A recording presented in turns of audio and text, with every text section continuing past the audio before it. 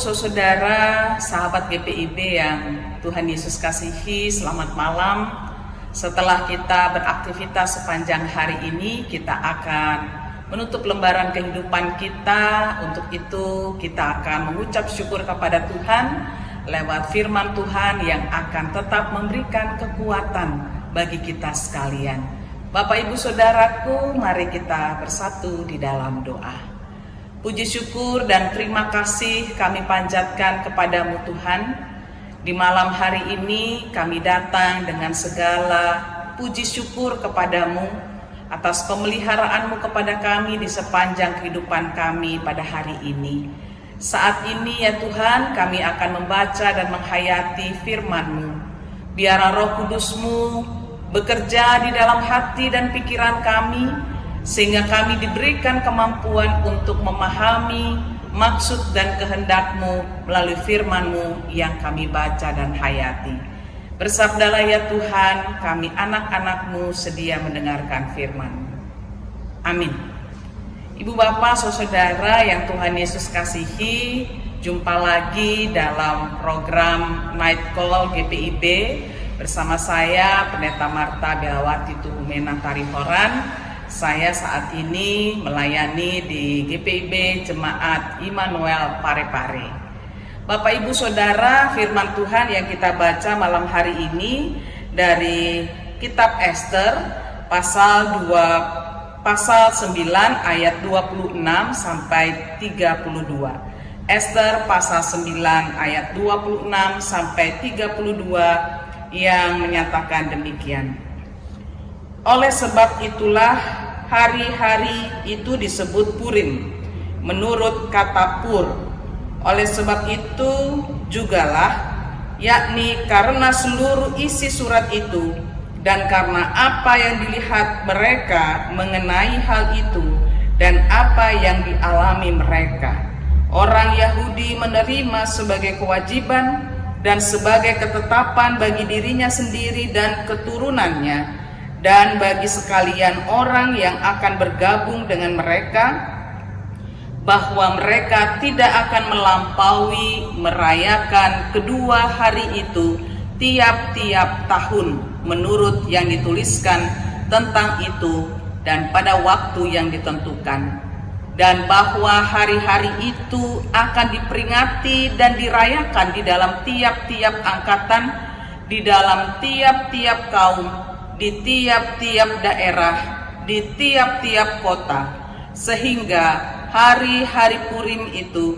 tidak akan lenyap dari tengah-tengah orang Yahudi, dan peringatannya tidak akan berakhir dari antara keturunan mereka. Lalu Ester, sang ratu anak Abihail, menulis surat bersama-sama dengan Mordekai, orang Yahudi itu.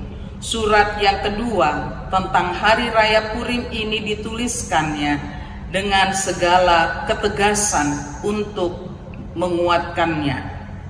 Lalu dikirimkanlah surat-surat kepada semua orang Yahudi di dalam ke-127 daerah kerajaan Ahasiweros dengan kata-kata salam dan setia, supaya hari-hari Purim itu dirayakan pada waktu yang ditentukan, seperti yang diwajibkan kepada mereka oleh Mordekai, orang Yahudi itu, dan oleh Ester sang ratu, dan seperti yang diwajibkan mereka kepada dirinya sendiri serta keturunan mereka mengenai hal berpuasa dan meratap-ratap. Demikianlah perintah Ester menetapkan perihal Purim itu, kemudian dituliskan di dalam kitab.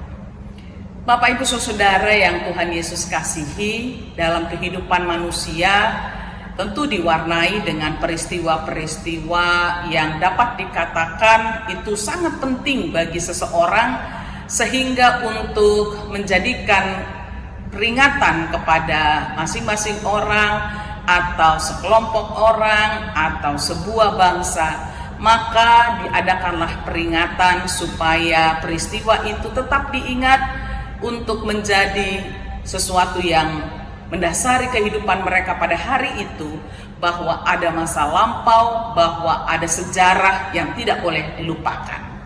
Seperti yang ditegaskan dalam bacaan kita oleh sang ratu, yaitu Esther dan juga Mordekai, yang menetapkan bahwa orang Yahudi tidak boleh melupakan ada sejarah kelam dalam kehidupan bangsa Yahudi, yaitu peristiwa di mana ketika itu seorang yang bernama Haman merancangkan untuk mengadakan satu sebutannya kita sekarang pembantaian orang-orang Yahudi, yang dikarenakan bahwa ada ketidaksenangan, ada kebencian yang sedemikian besar sehingga ada upaya bagaimana supaya orang Yahudi dilenyapkan dari muka bumi dengan cara membuat sebuah upaya secara menyeluruh bahwa orang Yahudi harus dihabisi dari muka bumi ini.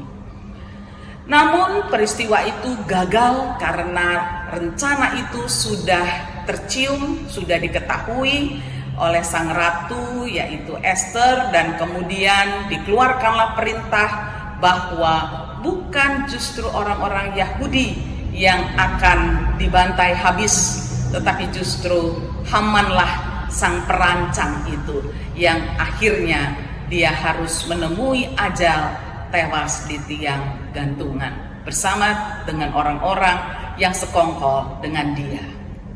Peristiwa itu menjadi sebuah penanda bagi orang-orang Yahudi yang ditegaskan oleh Ratu Esther dan juga oleh Mordekai bahwa peristiwa itu terjadi bukan karena satu kebetulan, bahwa ada kuasa Tuhan yang membuat sehingga pembantaian terhadap orang Yahudi itu tidak terjadi. Untuk itu mereka mencanangkan bahwa semua orang Yahudi harus merayakan peristiwa itu sebagai perayaan tahunan yang tidak boleh dilupakan bagi segenap keturunan Yahudi. Maka dalam bacaan ini, Bapak, Ibu, dan Saudara, Ratu Esther bersama dengan Mordekai mengeluarkan maklumat atau perintah bahwa semua orang Yahudi harus merayakan hari raya yang disebut Hari Raya Purim, yang berasal dari kata pur, yang berarti bahwa mereka mengadakan atau merayakan satu peristiwa di mana terbebasnya mereka dari kondisi yang sangat mengerikan, yaitu pembunuhan yang dibuat dirancang sedemikian rupa.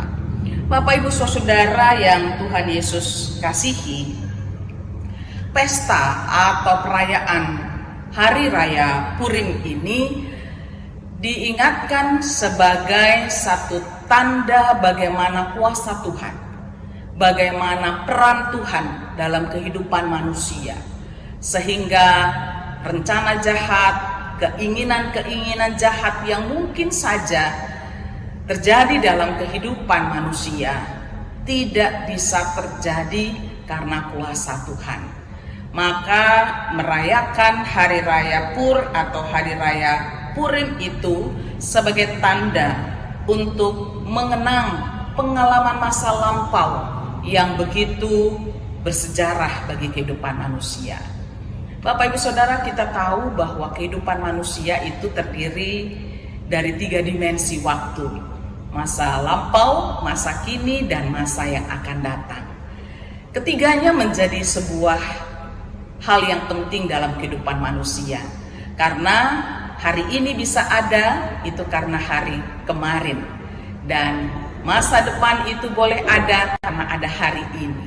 Jadi 3 dimensi waktu itu selalu ada dalam kehidupan manusia.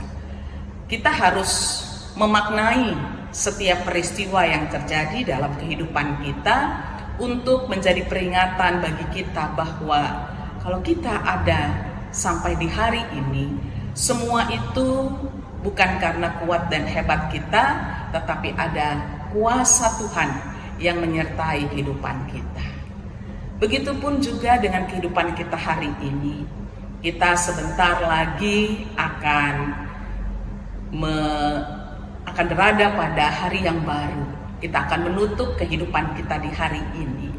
Bapak, Ibu, Saudara, dan saya diingatkan bahwa bila hari ini akan berlalu, tentu tidak hanya sekadar karena waktu yang berjalan, tetapi kita juga diingatkan untuk memaknai setiap peristiwa, setiap kejadian yang kita alami dalam kehidupan ini, bahwa di dalamnya Tuhan punya maksud, Tuhan punya kehendak, Tuhan punya rencana yang indah bagi kehidupan kita.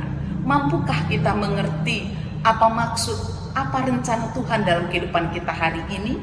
Sehingga kalau kita akan menutup lembaran kehidupan kita di hari ini, hari esok boleh kita jalani karena kita ingat hari ini ada rancangan Tuhan yang indah yang harus kita tindak lanjuti, yang harus kita terus jaga pelihara. Pemeliharaan Tuhan itu bagi kita dan segenap keluarga kita.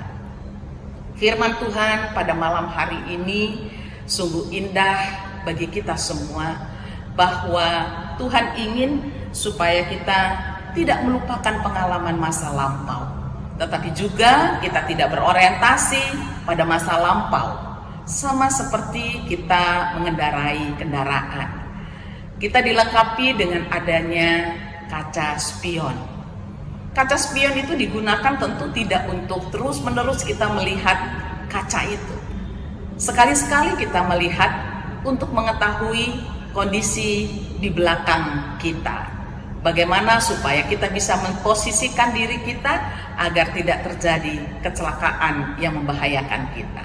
Kita melihat kaca spion, tetapi tidak terus-menerus, karena kalau kita terus melihat kaca spion, bisa-bisa justru kita celaka menghadapi jalan di depan kita.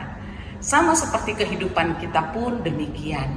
Kita juga sekali-sekali satu waktu kita menengok kepada perjalanan hidup kita yang sudah kita lampaui dengan melihat banyak peristiwa atau ada kejadian yang harus menjadi peringatan buat kita apa yang sudah Tuhan buat bagi kita. Hari ini juga akan berlalu, berganti hari esok, dan begitu seterusnya. Tuhan ingin agar Bapak, Ibu, Saudara-saudara yang Tuhan Yesus kasihi, yang menghayati firman Tuhan pada malam hari ini, Tuhan ingin supaya kita tetap menatap masa depan, tetapi juga ingat bahwa ada kuasa, kasih, pemeliharaan Tuhan di masa yang sudah kita lalui. Dengan demikian, kita akan diberikan hati yang bijaksana untuk merancang kehidupan kita di hari esok. Biarlah firman Tuhan pada malam hari ini memberikan kekuatan yang baru kepada kita. Dengan penuh semangat dan sukacita, kita menyambut esok pagi, hari yang baru dengan penuh rasa syukur. Tuhan Yesus memberkati kita. Amin. Mari kita berdoa. Tuhan, Engkau sungguh baik, menjaga dan memelihara kehidupan kami, anak-anak-Mu.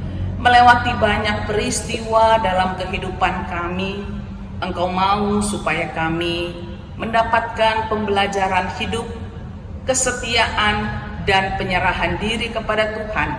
Karena hidup berlalu bukan hanya sekadar waktu yang berjalan, tetapi Tuhan ingin kami memberi makna untuk setiap hal, setiap peristiwa yang terjadi, sehingga kami beroleh hati yang bijaksana untuk selalu menatap hari esok, karena ada rancangan Tuhan yang membawa damai sejahtera. Ya Bapa, kami akan beristirahat, menutup lembaran hidup kami di hari ini. Biarlah Tuhan jaga dan lindungi kami dan seisi rumah tangga kami. Berikan kami tidur yang nyenyak, dan hari esok kami sambut dengan penuh sukacita karena ada rancangan Tuhan yang membawa damai sejahtera. Terima kasih ya Bapa, inilah doa dan syukur kami yang kami alaskan di dalam nama Yesus Kristus, sumber kehidupan kami. Amin. Selamat malam, Tuhan Yesus memberkati kita sekalian.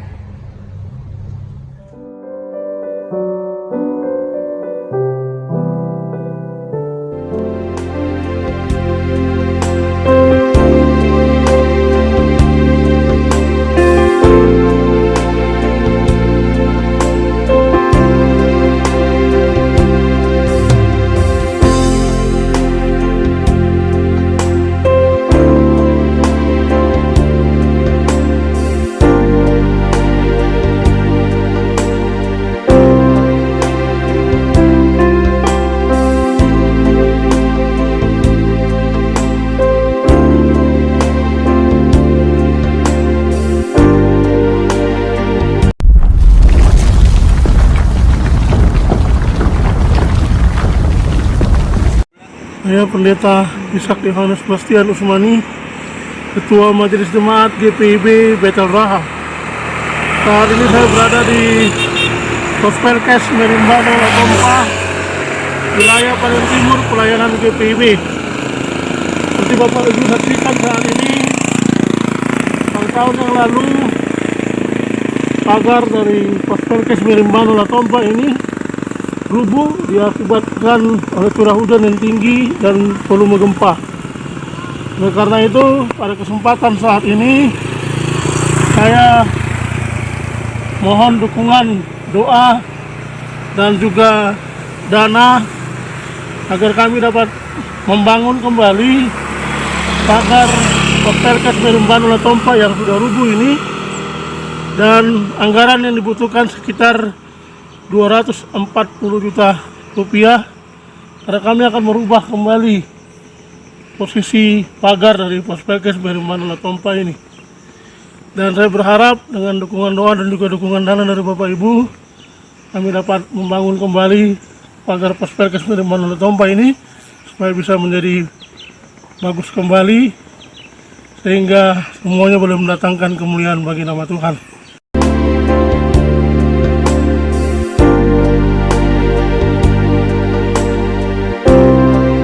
Terima kasih.